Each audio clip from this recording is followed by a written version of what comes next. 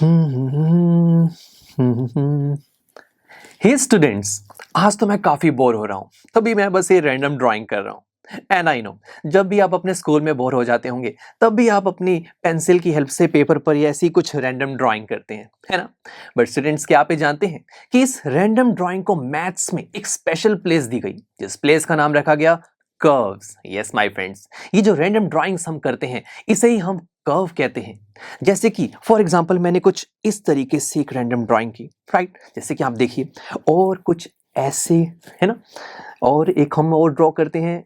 Yes, तो ये सब क्या है? ये रैंडम ड्राइंग्स हैं जिसे हम कर्व कहते हैं।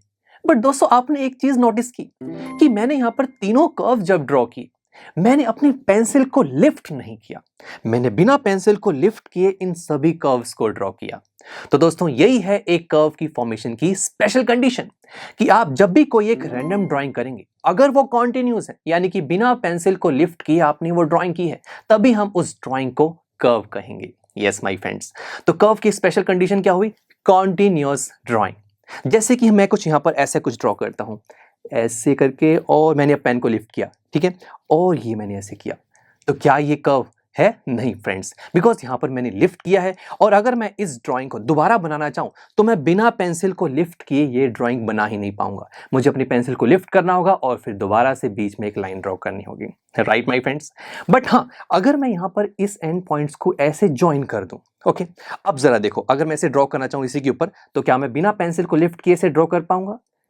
यस, बिल्कुल स्टूडेंट्स, मैंने बिना पेंसिल को लिफ्ट किए से ड्रॉ किया। हाँ, अब ये कर्व है।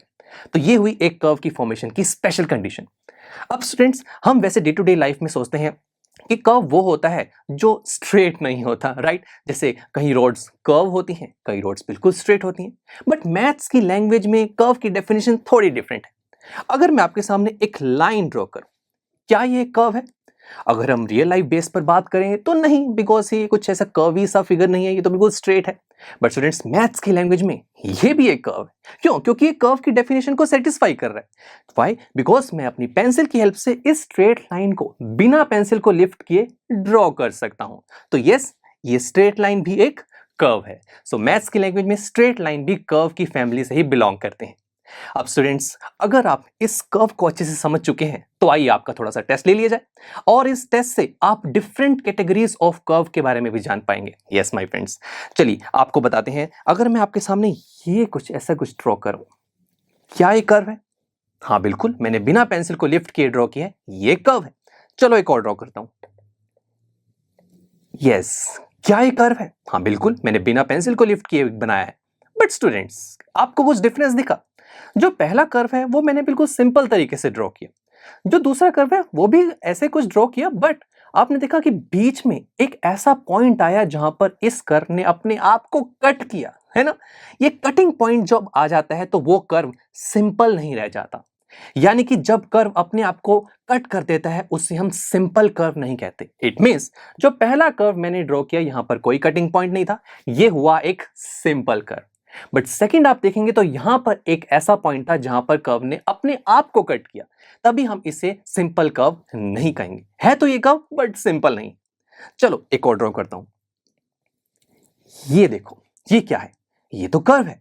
बट आपने एक और इंटरेस्टिंग चीज नोटिस की, ये एक कर्व है, सिंपल कर्व है, बिकॉज कोई कटिंग पॉइंट नहीं है। बट स्टूडेंट्स, अगर मैं इसको दोबारा ड्रॉ करूं, जरा ध्यान से देखो, मैंने जिस पॉइंट से स्टार्ट किया मैं उसी पॉइंट पर वापस आ गया। तो स्टूडेंट्स, जब भी किसी कर्व को फॉर्म करते टाइम स्टार्टिंग और एंडिंग पॉइंट सेम होता है तो उससे हम क्लोज्ड कर्व कहते हैं। बिल्कुल क्लोज है ना, कहीं से भी ओपन नहीं है। सो ये सिंपल कर्व तो है, बट साथ में क्लोज्ड भी है। So it is a simple close curve. देखा, डिफरेंट डिफरेंट वैरायटीज दिख रही है हमें कर्व्स की, है ना? चलो लास्ट वन एक और हो जाए। ये देखो, कुछ इस तरीके से मैं ड्रॉ करता हूं। हाँ, अब बताओ बताओ, क्या ये, अब सबसे पहले बताइए, क्या ये सिंपल है या नहीं? नहीं, सिंपल नहीं है, क्योंकि यहां पर एक ऐसा पॉइंट है जहां अपने कर्व ने अपने आप को कट किया है। So it is not a simple curve. आगे चलते हैं। क्या ये क्लोज है? बिल्कुल स्टूडेंट्स, जिस पॉइंट से मैंने स्टार्ट किया था, दोबारा से बनाता हूं। देखो, जिस पॉइंट से मैंने स्टार्ट किया था उसी पॉइंट पर मैं वापस आ गया। So yes, it is a close curve. और स्टूडेंट्स, और क्या दिख रहा है? क्लोज्ड भी हो गया और सिंपल भी नहीं है, तो हम इससे क्या बोलेंगे कि ये एक क्लोज्ड कर्व है, बट ये सिंपल नहीं है। तो ये कर्व क्या हुआ? ये क्लोज्ड है बट सिंपल नहीं है, तो हम इसे क्या बोलेंगे? A closed curve that is not simple, that's it. तो देखा, ये डिफरेंट वैरायटीज होती हैं कर्व्स की। कितना सिंपल था कर्व के बारे में जाना। अब जरा सोचो, डे टू डे लाइफ में कहीं कर्व को आप ऑब्जर्व करते हैं? सोचो सोचो। यस, रोलर कोस्टर भी तो कुछ कर्व जैसे ही तो होते हैं। एक कॉन्टिन्यूअस पाथ होता है ये, है ना? और सोचो, रेसिंग ट्रैक, यस ये भी एक कर्व है और ये एक क्लोज्ड कर्व है।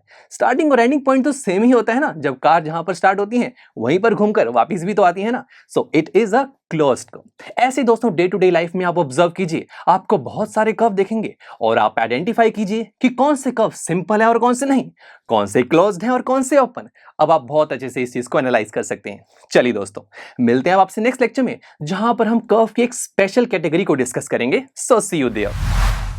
आई एम श्योर स्टूडेंट्स, आपको ये लेक्चर काफी पसंद आया होगा और ऐसे ही मजेदार तरीके से अपने हर एक कॉन्सेप्ट क्लियर करने के लिए डाउनलोड कीजिए पीयू स्टैक ऐप को, जहां पर आपके पास और भी बहुत सारे ऑप्शंस होंगे, जैसे कि back exercise solutions, tip videos, sample papers and much more. So what are you waiting for? Download the app now.